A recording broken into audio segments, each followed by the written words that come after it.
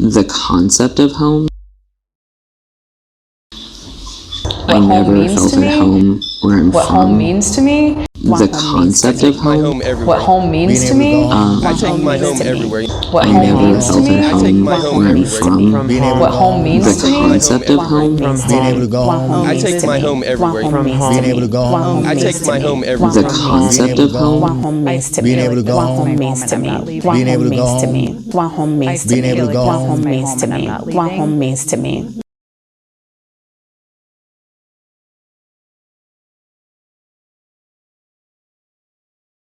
I came on the train. I came on the Pullman Porter train, 68. And it was absolutely fantastic. And I slept on the train. It was wonderful. And then came up the mountain. And my father lived on Valley Street. Everybody spoke. Everybody was friendly. And then they thought I was from outer space because they thought I talked like I was a Jamaican, but it was Cambridge, Massachusetts. But they were very friendly, and I would ask people permission if I could take their picture. And I'd walk around and take people's pictures, and I was fascinated. Well, I'd never been south before. My grandfather was a freedman from Rhode Island. And then urban renewal arrived in the 70s, and it destroyed the black community. And so many stories. Well, they wanted to put a road in. We say for the white doctors in North Asheville to rush down to the hospital in the south part of town. So they took out I don't know how many houses, lots all around the community, 1,500 perhaps people. City took the properties, and people got a little bit for their house. But they destroyed the black community. They took away lots of businesses uptown. They call it the block, which I don't like because it confines it. Mm-hmm. And it wasn't called a block back then. It was uptown. There were doctors and lawyers and teachers and principals all up in East End. But they didn't have roads up there. And of course the school they had master's degrees, all the teachers. And integration, as they said, came along. And I have lived in Asheville since 2011. I've lived in Western North Carolina more or less since college. I was born in Mission Hospital in Asheville, but grew up and spent most of my life in Madison County, just north of Asheville. Made it here September 14th. I turned 60 in July. My daughter died 2019. She was 39. She had a heart attack. She had diabetes, and she had lost her leg. She just would not conform to what she was supposed to do. She did all the wrong things, so it killed her. The diabetes did. Then 13 months later, my mother got killed. She was 75. She got killed by hit and run. She was on a hover-round going home at 1 o'clock in the afternoon. And November the 3rd would be 2 years that she passed away. And then 6 months after that was November the 3rd. Then in June, my significant other of 16 years decided he wanted to slap me. So then I left. That day I left. I walked out. These mountains I've always wanted to come to Asheville.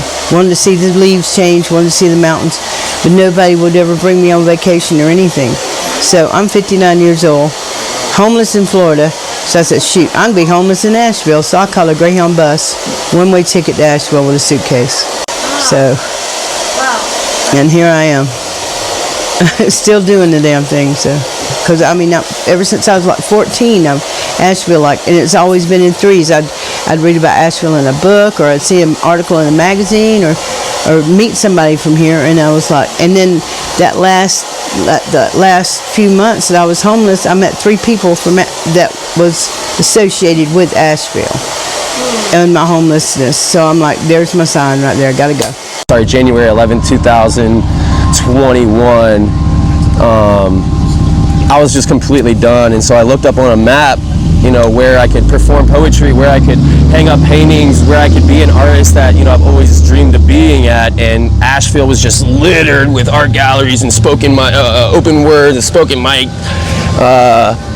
And so I was like, Asheville's got to be the spot. Luckily, I had a friend who lived here, Sam, and she was like, you can crash on my couch. I ended up staying with her for a couple nights, and then she introduced me to some buddies that had some property, and I slept on their couch for like 3 weeks until I could get, some money together to get a room. So we lived with my family for longer than we thought we would, but very fortunate that we had that outlet. And then we just resorted to the community. We actually put like an in search of on social media and just told all of our friends and family to keep an ear out for a good deal for us. And so the rental property that we're in now was just a friend of a friend who heard somebody was moving out, and that gave them the tip that we were looking for a place. And so we've been there for a little over a year.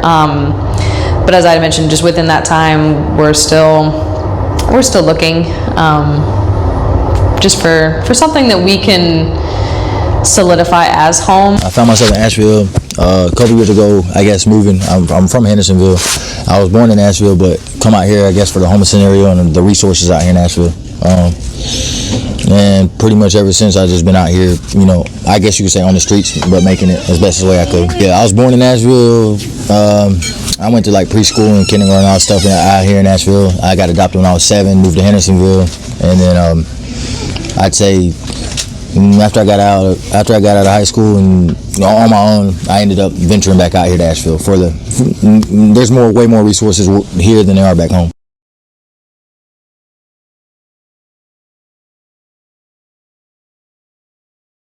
This planet, this whole planet is home. That's what home means to me. The earth is herself is my home.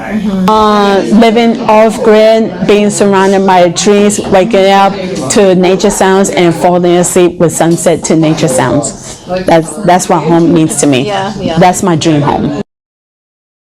I don't feel at home where I'm at. I don't feel at home in an artificial environment. This is not a normal environment for human beings, but we're the one who created it. For me, I take my home everywhere. I live in my body. So my home is wherever my 2 feet are. Right here it's home for me. And that's why it's so easy for me to travel around, is because no matter where my 2 feet are is where my home is.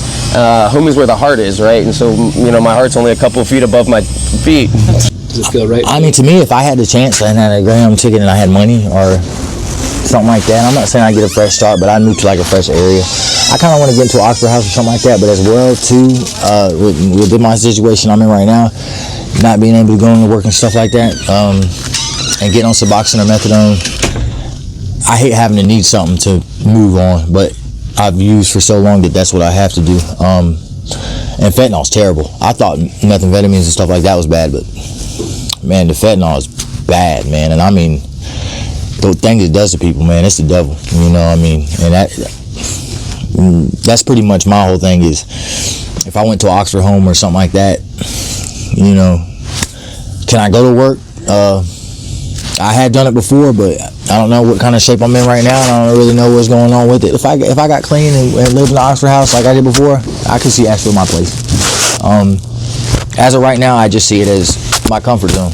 I'm scared to go somewhere new. I don't have no money, and I don't, I really don't know where I would go. My parents live back home. I come from a good family. Dad's a lawyer, mom's CPA. I had my chances. They're over it, I've burned that bridge, but I don't come from just anything. It's not, I'm homeless by choices, several different things, but that's another thing. That's another story. When I was younger, home was like where your family was. But now I realize home is where my heart is. As they say, cliche, but home is where my heart is, and my heart's here. Home feels safe and warm. It's just a safe refuge. I don't know, what does home feel like to you? Just north of Asheville. Growing up in this area, it's the most beautiful place in the world, but in my 20s and my early adult years, I'm very much redefining what it means, what home means to me. I had a difficult time as a teenager with this idea of home, and specifically like Western North Carolina, rural Southern Appalachia, and all the things that come with that. So I left, never thinking I would come back. My husband and I, we moved everything that we have across the country, and it's one of those things where you don't realize how special a place is until you leave it. A lot of my family still lives here, a lot of his family still lives here. So the familial ties pulled us back, the community of friends eventually pulled us back, and we're just trying our best to kind of like eke out a living here. So I am originally from Florida, and I have no family here, but sometimes, like I tell my family, I said, I can deal with strangers being a certain way, but when my family's a certain way, it breaks my heart. So I'm away from my family, which is no problem with me. The friends and family that I've found here, this is where my heart is. My mother used to always ask me, where do you find these people? I tell her, they find me, Mom. So it's not a problem. I love the oddballs, anyone that's peculiar, because imperfection is perfect to me. I will say that moving to Asheville has been unlike any other place that I've lived, in that I have found capital C community here in a way that has made me feel my roaming spirit, my Sagittarius soul, my whatever that can't stay in one place for longer than 5 years. I feel like this is my home and I'm not leaving, and that's because of the community that I found here. I find that the more kind of trials and tribulations I go to, the more connected I am with Spirit, because I find that I'm always taken care of. My biggest thing is community, and being in a place where not only I feel welcome, but I feel like I have something to offer. Painting, photography, a little bit of everything. I just don't draw. My brother and my father are both tattoo artists, so I kind of left that up to them. But I do, like I said, poetry, and it kind of brought me all over the world. It took me till I was 23, 24 to figure out like that's what I love to do, and that was my like art. That was like what the biggest gift I could give to the world, and so I expunged on that as much as possible. But I was out in Denver and had some really big trouble with like home life, you know, landlords. I always wanted a place to gather friends and family. I always wanted a place big enough to gather friends and family. Like, it wasn't really always about what, like, me. It was always about like helping the community, or like, you know, gathering of the community and holding events. Growing up, like I said, my dad was a tattoo artist, so you know, when I did get to see him, he'd be like tattooing 12 o'clock p.m. and then go to the bar, or close down the shop at 9 p.m. then go to the bar at 9, from 9 till the bar closed, and then bring the whole bar home. So it was constantly this social gathering. When I was over at my grandma's house, she, at the flick of a wrist, she could make a meal for 100 people. You know, she'd just have hundreds of people over for Christmas, or like, you know, Halloween, and it was just so amazing how to see her, the way that she socially interacted with others, and how many people gathered to be in her presence. The marriage, you know, we were living in West Virginia, and everything to be going smooth. But the marriage, you know, we were living in West Virginia. We just couldn't stop, you know, bickering and arguing. I think of it as a container, a box, a bottle of one's own perfume. You know, everybody's home has a really distinct smell. And I think growing up in so many other people's homes, and also just being that friend that was, you know, at my best friend's house 24/7, just, yeah, it's the mixture of like the food they cook, their laundry detergent, their pet, you know, whatever. And in many ways, the smell of how they take care of themselves I don't really have a specific image that comes to mind, but I do think of it in that way, and I just view it as a container, you know, for all of our ephemera, all of our nostalgia, all of our little tucked away letters that we keep. It's kind of like music. So I am a vocalist, and I'm lucky enough to carry my instrument with me everywhere, and that is the feeling that I have from home, because everything else is temporary. TV, I mean, just be able to relax, have TV, have a stereo. I really can't say though what it would be like, because like I said, it's been so long. When I'm in somebody's house, I feel really weird. I might go in there and take a shower. Hey, can I take a shower? That's to most people that's not a big deal, but it's like, hey, I need a shower, man. It's been 2 or 3 weeks, man. I'm smelling pretty funky. I need to hop in the water, man. Can you help me out? And to a lot of people that's a problem with COVID going on and stuff, but that'd be my regular thing, being able to take a shower, come home, eat, heat up some food, and just be able to be at peace, you know what I'm saying? Be able to close that door, I mean, I guess that'd be my ideal place. My dream is a ranch. Flat yard, 1 level, walk-in shower, tub, screen-head porch, wood-burning fire stove thing. A place where I could be out in the yard and have a garden.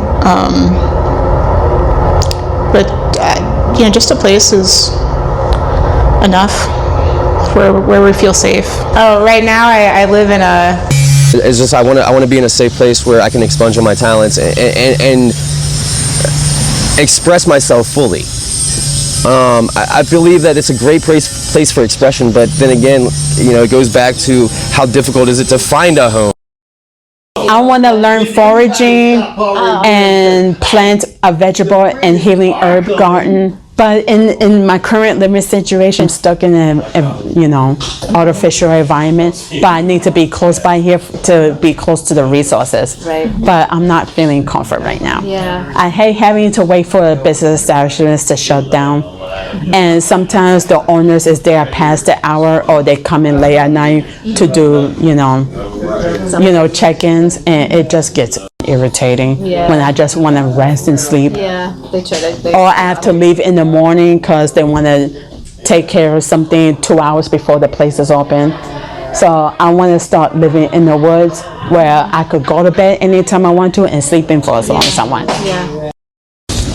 And every day for me is a struggle, being homeless on the streets, sometimes taking a shower, getting around, sometimes food. I know several times like that, like I did say about the food resources, but sometimes you run out of things because people can only help you so much. But definitely for me now, my situation too with my leg and stuff like that, pretty much sometimes not getting a shower, not being able to make it somewhere to take a shower, and then when you do go somewhere to take a shower, you got to be there a certain time, blah blah blah blah blah. It's just not normal, you know what I'm saying? Most people just go home and lay back on their TV and watch stuff, and they don't have to worry about that certain stuff. But definitely having a time limit of things you have to do, because you're always, you have a set schedule, you know what I'm saying? You can't just do what you want to do, pretty much. Being homeless on crutches, trying to get around, trying to eat, trying to maintain my daily life. You don't know the daily task of just going from point A to point B. It takes me 2 hours to do anything. You know what I'm saying? And it's crazy. You take stuff for granted, and that's one thing I did. I took my legs for granted. I don't know if it's karma, but that's why I always ask, do you believe in karma? Because when I had my legs, was I running around doing the right stuff? No, but it is what. I've been under a bridge. Sergeant would come through. 20 minutes. Pack up everything you got. Pack up what you can. Get out. Go. I'm talking about so much stuff just thrown away. They brought dumpsters in, and which I can understand. The rig situation and the drug situation and stuff like that. But at the same point in time, and it's people's belongings. That's our stuff. You know what I'm saying? 20 minutes. I mean, I'm talking about a lot of stuff, man. You wouldn't even believe, and they just come in there and clean it out and throw it out. And same down here with this bridge and stuff, which you can't. I understand you can't just bring mattresses and all that stuff up under a bridge, but they do treat people different ways. But it has a lot to do with the drug use and the rigs, and I bet things would be a lot different if it wasn't for that. I feel very rooted in Asheville. I can drive from home to work and feel a sense of community and connectedness in my car. I'm not speaking to anyone, but I can feel a sense of connectedness and place of myself in Asheville.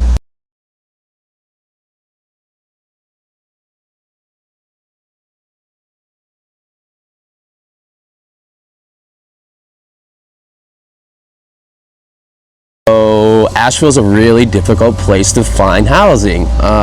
Probably the most difficult place that I've been to. You know, I've lived in Northern Virginia, I've lived in Maryland, I've lived in DC, I've lived in Denver, Boulder, I've lived in Netherlands, I've lived in California, you know, and out of all of these places, it's always so much easier to find housing than here in Asheville. Right now, there's like kind of a frenzy of, what I sense is that a frenzy of like, buy a house before you can't buy a house, like before it just, they're all gone and owned. And what I've noticed is that artists bring culture into a neighborhood, and then now that there's culture, okay, so you know, an artist's neighborhood, you know, typical artists want to pay $400 or $500 a month to live so that they can spend the rest of their money on their craft, on their art. You know, studio time's not cheap, paint's not cheap, canvases aren't cheap, video equipment is not cheap, you know, audio equipment not cheap at all, and so everything artistic wise costs money. And so artists bring culture, they bring community to a neighborhood, and then what happens is now that there's culture and there's community here, the people with money want that in their lives because they can't create it because they're too busy doing their corporate gigs, their corporate careers, that they're like, oh, well, we don't even know how to create culture, we need to be in an artistic community so they can teach us how to be cultural. And then they move in, and then the price all of a sudden jumps up thousands of dollars. You know, something that was a $400 or $500 bedroom apartment is going for $1,200 now. And an artist does not want to pay that, so they'll figure out another way to go about it, whether it's living with a friend or, you know, car camping or camping, you know, and so that's where I'm. So that's one that kind of comes to mind off the top of my head. We don't have a specific organization that advocates for housing vouchers.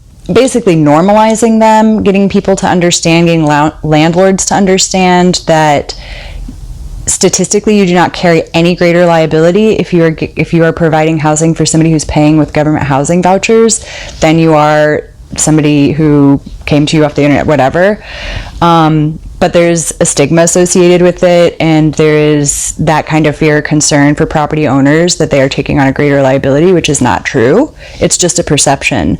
So I think that helping to shift the narrative on that perspective of what these assistant programs do for people. There's zoning things that can be done to increase the ability for housing to be built in different areas and multifamily housing. It's a complicated issue, but there are very real, tangible ways to just start. And a lot of it has to do with perception around our most vulnerable people and seeing them as that. Like dealing with landlords and dealing with people who don't necessarily have the same motives in mind. And so I think that, you know, what every place could do that would allow is have some type of artisan communities. I think that those type of communities will allow for expansion in the community as a whole, because the artists who bring value and bring culture to those communities will have some place to go to. And they don't have to fight over, you know, do I spend money on food or do I spend money on paint today, or, you know, whatever the deal is. You know, luckily for me, my biggest medium is poetry, so, you know, a pen and a paper, I can get by. But there's other friends of mine who like spend $50 to $100 on studio time just to record one track, hoping that that one track will get them paid. And it's not necessarily how it works. It takes putting in time. It takes being a member of the community for the community to see you as a member of them and want to support you. And it's just so hard to do both while making money and supporting yourself as an artist and supporting yourself as a normal human being. Because artists will give up creature comforts in order to continue doing their craft. This is a friendly neighborhood. It's, you know, so a lot of little old ladies was in here, but Keith's sold his, and Miss Ruby's Ayers sold hers, and Harriet, most likely they'll sell that one. And then we got an Airbnb down the street and another one down the street. And but generally it's a friendly neighborhood in general, the people that have moved in. But no community at all. You know, I knew everybody on my street. Didn't you know your people on your street growing up? Yeah. Mrs. this one, Mrs. that one, you did something wrong, Mrs. this told your mother before you went home what she was doing. Everybody knew everybody, and, you know, looked up. We all didn't, you know, some we liked or some we didn't like, but we knew each other. And anything happened, we were right there. But nope.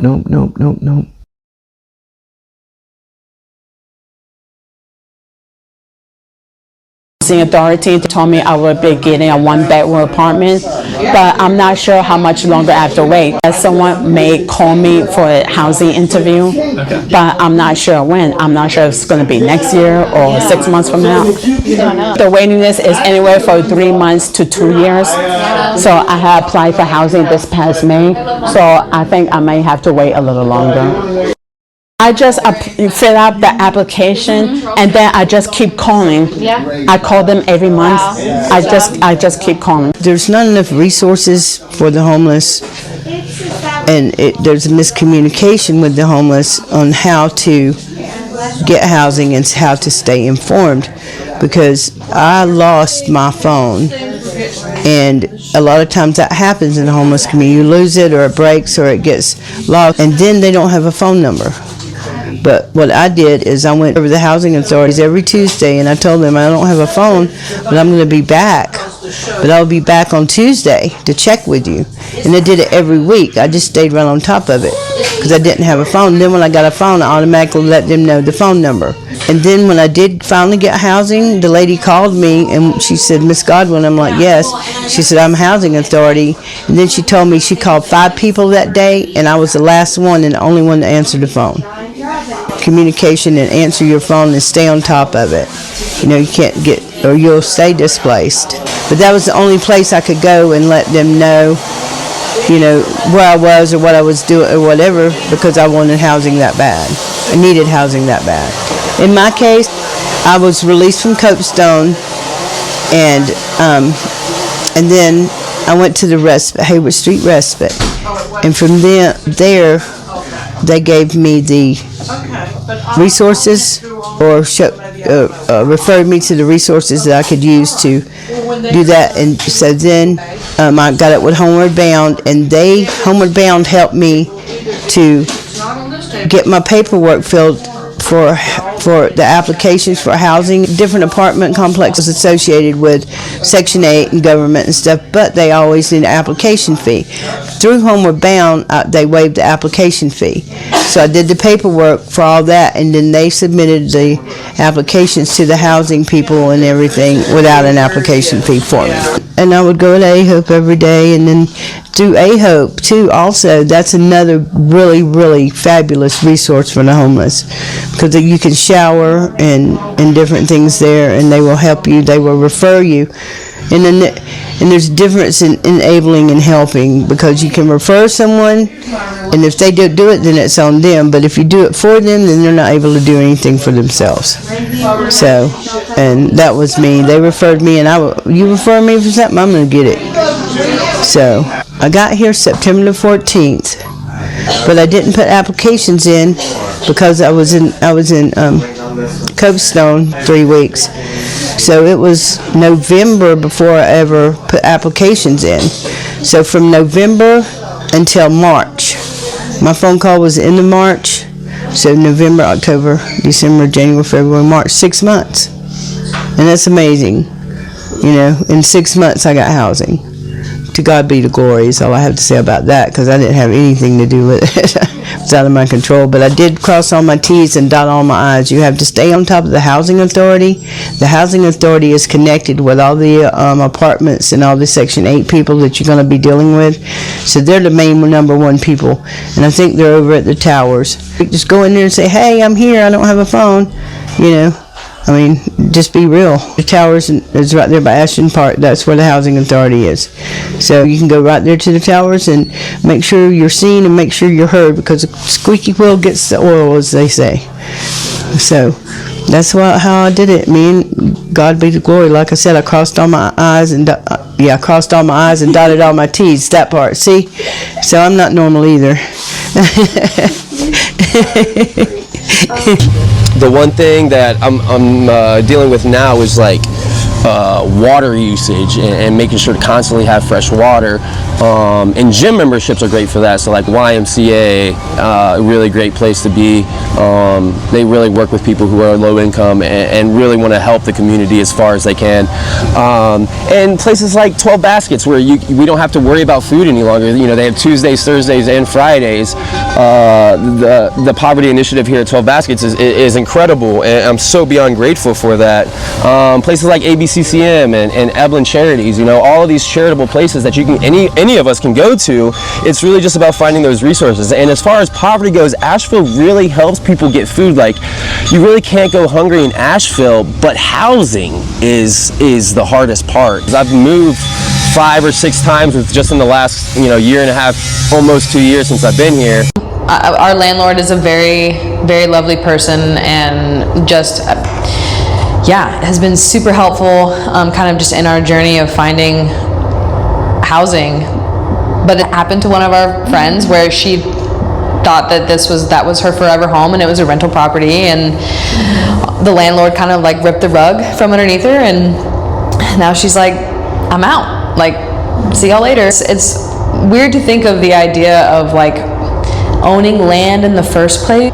Why do we even want to purchase property? It doesn't mean anything in the grand scheme of things, but there is this, this social construct of like security there, with just the comfort that knowing that like our rug isn't going to get pulled from underneath us. Like I said, I do not think that would happen with the situation that I'm in, but you also never know, especially with rentals. Oh, right now I live in a house. We're looking to live somewhere else because it's expensive. I'm not a homeowner. No, this was a mistake, because it's more expensive now and possibly unattainable. So we might be moving to Oklahoma. I have family there. I lived there till I was 2.5, and my mom would move there too, and it's cheap. You can get a whole nice house for under $250. Our rent right now is $1,600, and most houses are still more expensive than that. So it's kind of like there aren't very many choices of where to move. And since it'll be up till $1,900, we just can't afford that without significant salary increases, which look a little bleak as far as an option. There's like an anxiety that's like entered into our home since it's been like over a year since he said our rent would be going up 50%, and it's just a lot less comfortable. I thought that since it said he wasn't going to increase rent, it was stable. It's just $100 every year. So it seemed really harsh at first, but I see how gentle it is with, some people, the rent just goes up $400, $500, $600 all at once. So we've got that. There just aren't a lot of options. And like when we go look at places, we're lucky to live in a nice house, like a newer build, and even when we're looking to buy houses, we'd come back and be like, we're so glad we live here, because it feels good. And we're seriously leaving, so it's strange to think about, and we don't really want to do it. But, we want to be able to pay our bills, so. For the past 2 years, we've really been playing the market, and we're on Zillow every single day, whether it's for a rental property or for a good deal on a house, which are few and far between, especially within our like very modest middle class incomes and things like that. So it seems like the range of property and houses that we're looking for is also what most of the people within our age are also looking for. So it's a dog-eat-dog world, and it's hard to play that game because it almost feels selfish to think of purchasing something or finding a good deal and jumping on it really quickly before the next person does, because it shouldn't be such a competition for housing and to find a home. It's interesting to think about how actually it's just like it's kind of just vicious looking through. And we've put a couple bids on properties and just flat out got outbid and lost and all of those things, and that's deflating in itself. So being someone who has spent my entire life here, I have definitely seen kind of just the rise and the fall and then the spike of prices. My father also grew up here, and so he's seen property that you couldn't get a loan on or that no one wanted to buy sell for millions of dollars right down the road on Riverside Drive. So that's just an interesting thing too, of just you couldn't give it away, and now people are absolutely fighting for it. So it's just this interesting thing, and I don't know if it's a turn of maybe just the way that people think, and time is running out and I have to do it now, or it's just going to get more expensive, which no one knows how the market is going to work. I think it's just a mentality switch that needs to happen of just, it's not so me and mine and my space, and then I'm going to put a fence up and like have a little slice of whatever. I think, like I had mentioned, that I feel like there's plenty for everyone, but it's kind of, it sometimes feels claustrophobic living here. I think because, and it's a beautiful thing that it's expanding as rapidly as it is, because again, it kind of feels selfish to be like, no, like no one else moved to Asheville, please. But even property like an hour drive from Asheville is unaffordable for most people. It feels easy to get pushed out because it's just, things don't correlate to where you can really happily maybe and comfortably live here with all the very like simple necessities of just life. It just, like I said, it shouldn't just feel like such a competition. If we did leave, it would be temporary. We would find ourselves back here because it's just, there's a magnetic field under this city and this county and all the surrounding area. We did leave. Like I said, we moved everything, but we came back. So I think the same thing would happen if we left. We would eventually come back. Well, I had a friend who was a carpenter, and he was telling me that, that people were trying to make little houses for people, but the banks wouldn't approve, because banks want that 30-year mortgage. They weren't going to back something that 5 years you own it, like Habitat housing. No. Nope. And which I thought was such a shame, because it'll ruin urban renewal. It just leaves a bad taste in your mouth. And you don't want to blame. People have the right to live where they want to live and do what they want to do. But, it builds up family. It builds up, having a place, people. So, and when you own it, you take care of it because it's yours. You got to pay for it. That's what I'd like with the urban renewal. Give them free taxes of some kind, or tax deductions or something to, for those families that were there, because they're losing their houses. Pretty stuff with like food and a bed, but maybe it's more about, for me, education. Something that I've been thinking about with I'm Home is financial literacy, and wondering how many people understand how a credit card works, or like how if you don't have that for a long time, I know this is kind of a segue,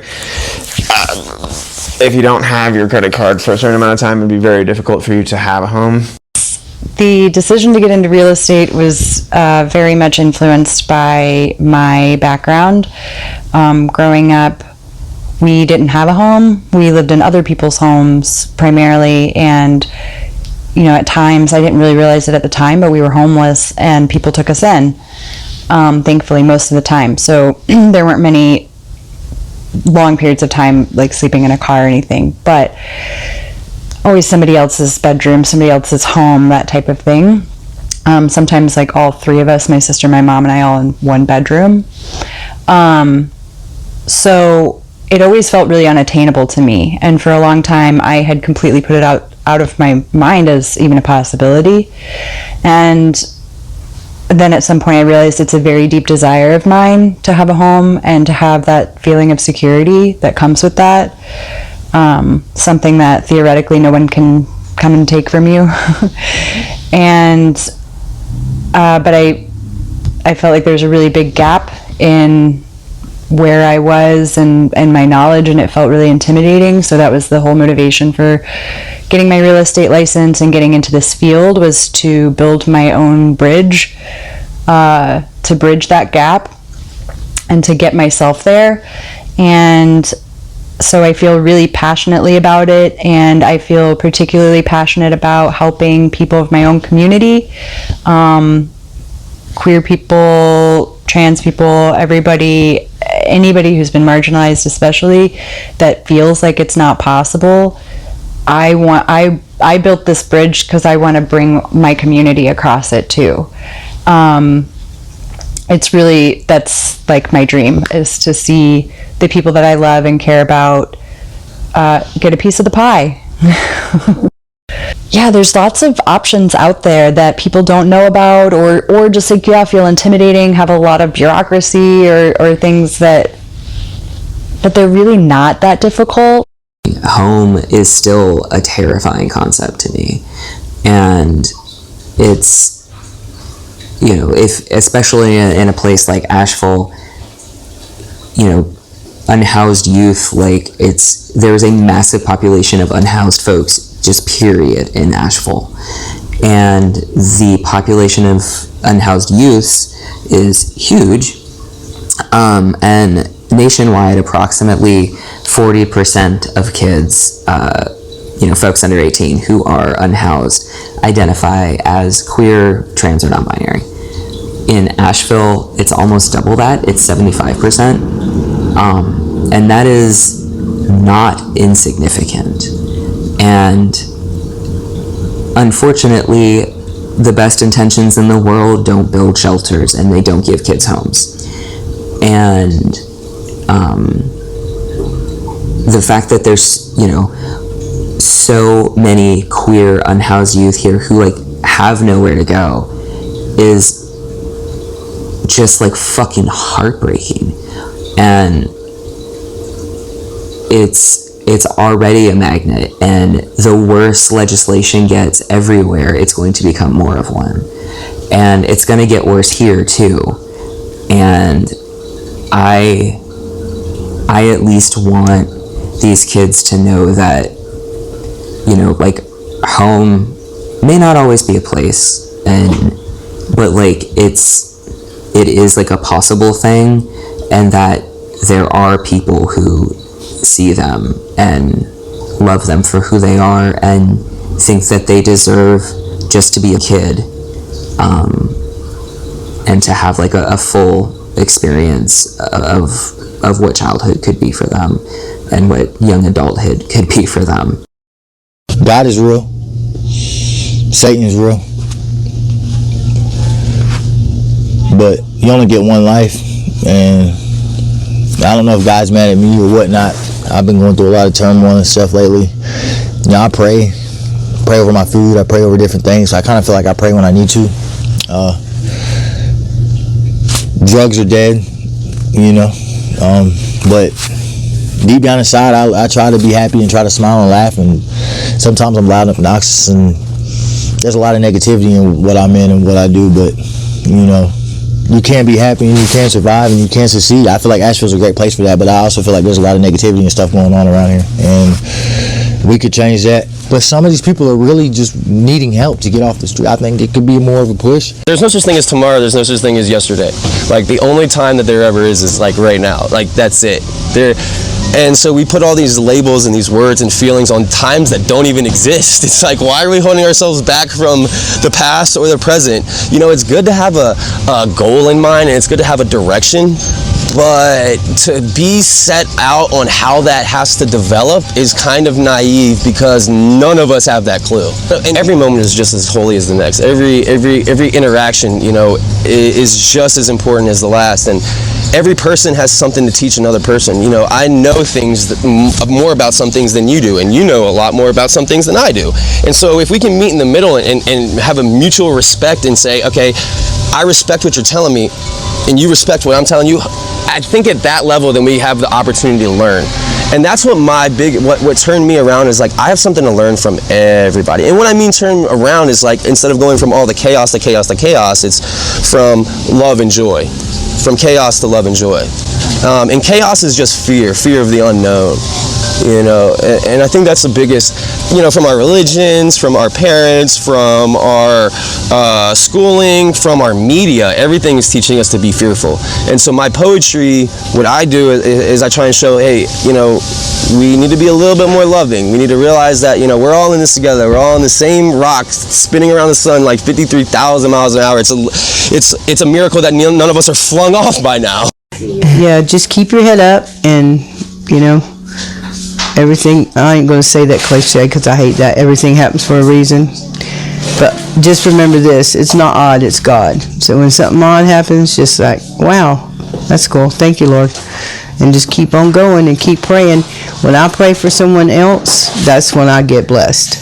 So instead of praying for myself or praying what I need, I always pray for someone else to have what they need, and then that's when I get what I need. God bless you.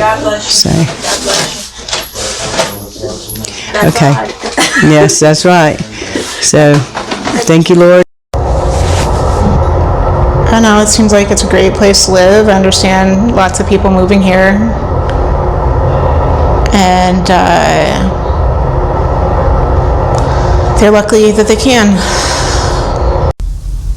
Any feeling that anybody has around it based on their experience is completely valid. But I hope that anybody who's carrying a story that it's not possible for them or it's unattainable for whatever reason are able to shift that narrative within them and access some of the resources, or just reach out to somebody who is in the field that they feel safe with and comfortable with to ask the questions, because I think it brings up a lot for a lot of people, not just the house piece, but the financial piece that goes with it.